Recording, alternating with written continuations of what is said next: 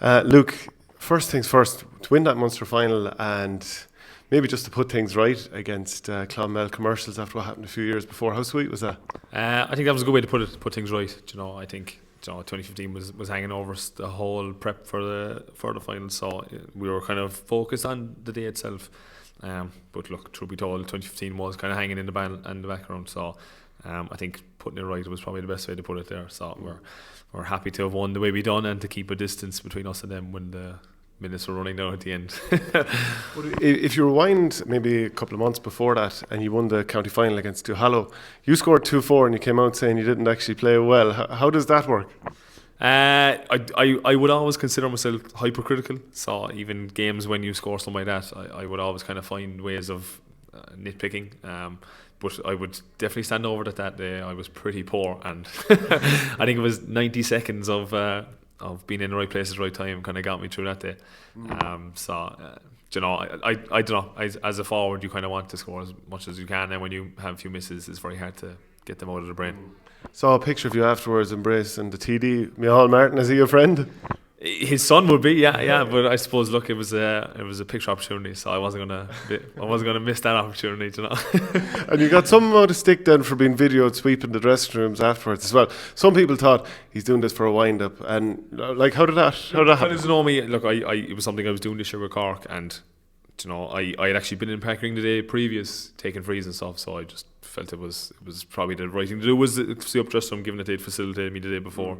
Obviously Weldon, who would be our very talented social media star, caught me in the act.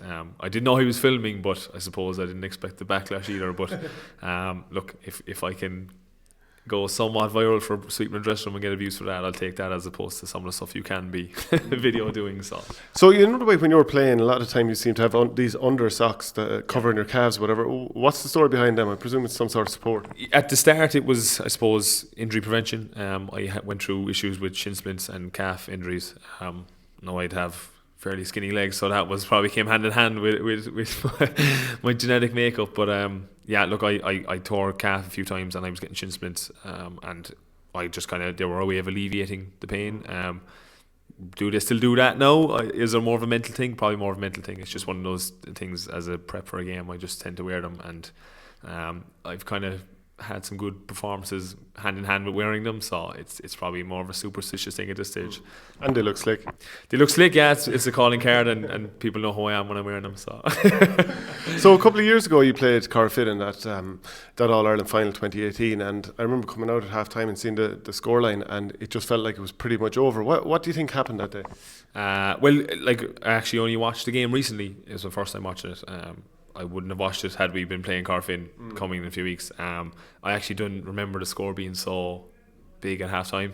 I think it was 2-9 to a couple of points. I thought they were only 2-6, so it was even more stark when I rewatched it.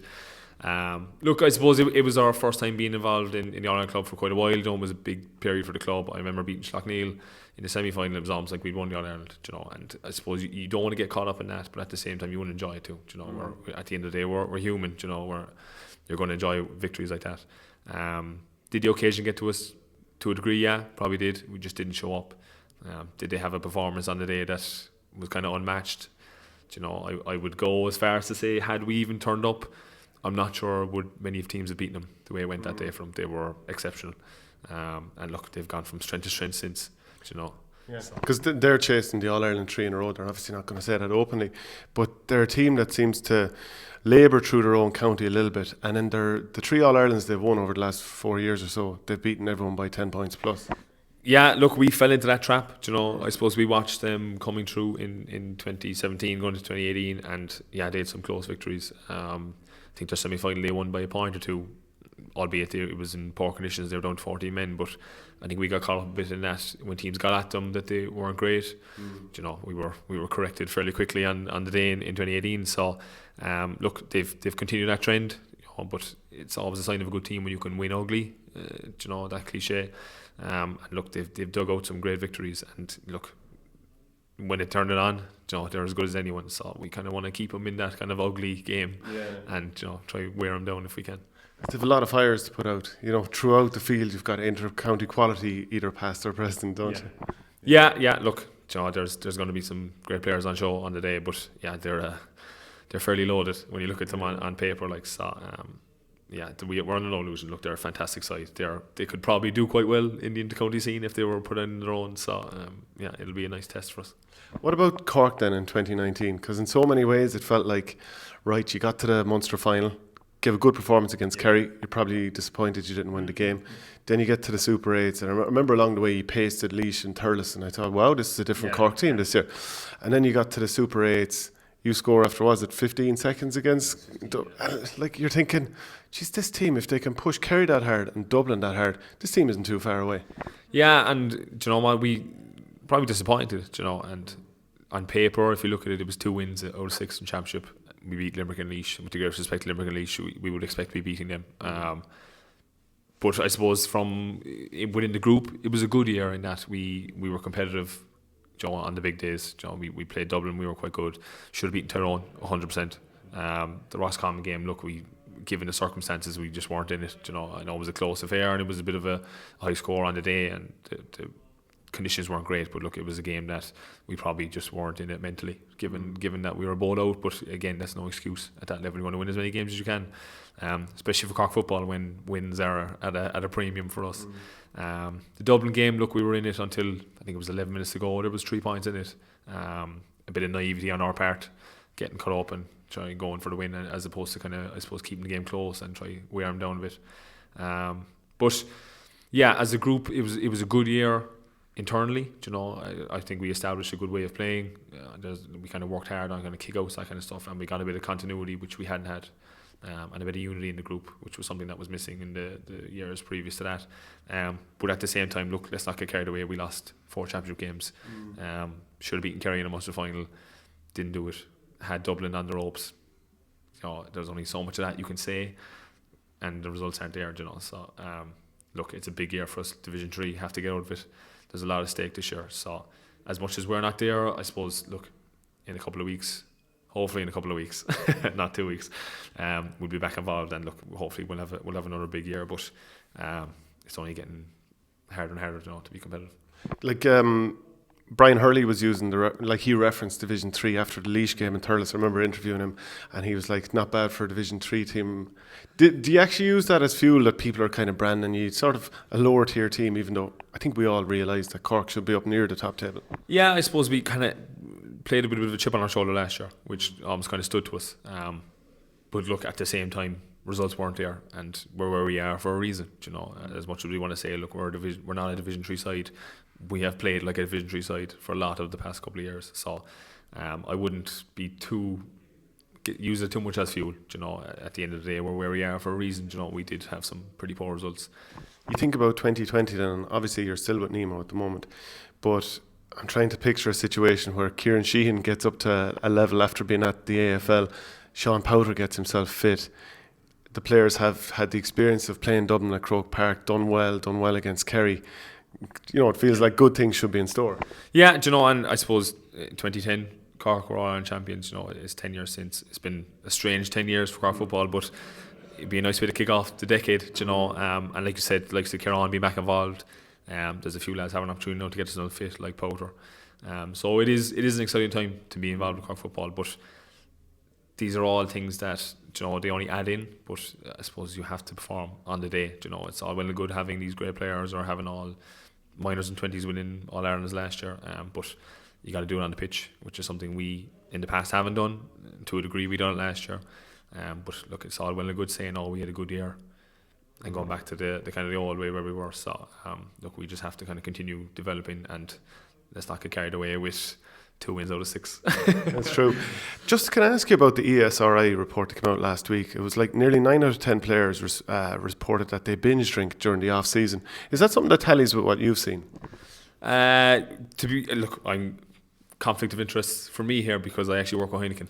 Yeah. So people drinking is good for our business. But look, you know, I suppose it's almost seen as a release. You know, I'm not gonna lie and say no, fellas don't do that. Look, after wins, you'll see fellas will go hard. You know, for a day or two. It's almost kind of a culture in the game. You know, you have that day or two of a release, and then. But the thing is, after 2 days, fellas are back. You know, 100%, and they're back in the gym or training and they know what they have to do. In the past, it was probably more so fellas would kind of have a few days, or but the way the game is going, there's a lot more, I suppose, discipline, and fellas are more or less inclined now to go on the 2-day benders. It's more the night of, they'll go out and enjoy themselves, and then they're kind of keen to get back into it, because look, with the level of training, injuries are coming thick and fast, and if you're going to be out, binge drinking, you're going to find that you're going to be picking up injuries. Look, I've seen the stat, and look, fellas do it, but I think it's more of a release, and with the way the game is going, unfortunately, that is going to continue, with the pressures on it, and I suppose the demand. Fellas have to relax, fellas have to release, probably not in that way. There are different ways to probably release, but look, it's going to happen. And then a final thing about the supplements. So 9 out of 10 players consume supplements and are recommended to do so. However, many players source their supplements from outside of the intercounty setup, like the internet, and only over half of the players indicated the supplement use is monitored within their team. Do you think that's kind of like an issue coming down the tracks, or is that something you've seen? Definitely not something I've seen in Cork. I suppose we'd be very stringent on what we take, but to be honest, like the way we are, fellas don't even take protein shakes in Cork at the moment. I think the whole natural foods and fellas' diets has become a big thing.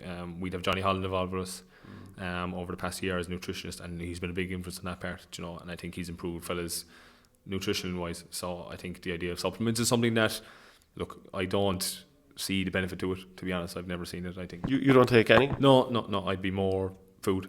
I think if you can get your diet right, everything that you take in a supplement can be found in food or comes from food. So if you can source it that way, there's no need to take supplements. So and I to be honest, with Cork, and I haven't seen fellas taking that stuff, So I'd love to comment on it, but it's definitely not something that I've come across, and I don't really see it. So you're saying after a match, then you just get food, like let's say a chicken curry or something like that, down the hatch after a game? I suppose personally, my idea of kind of release after a game would be a dirty munch, as opposed to going and having 20 pints. I'd rather have food, and eat, and I think. But I mean to recover and improve, to kick on for your body. Yeah, 100%. Yeah, 100%. I think food is massive, and if I'm being perfectly honest, for me personally, when I started seeing results was when I got that stuff right. It wasn't a case of your protein and getting in the gym and getting bigger and stronger. It was getting your food and your sleep, those kind of things, the stuff that you take as a given, that you kind of probably let loose when you're going in the gym, or when you're training so hard and training a lot, you can kind of get a bit loose with your food and kind of say, I'll get a takeaway because I'm tired. But once I started kind of focusing on that, things started going hand in hand with that then. Thanks very much, Luke. No problem. Thank you.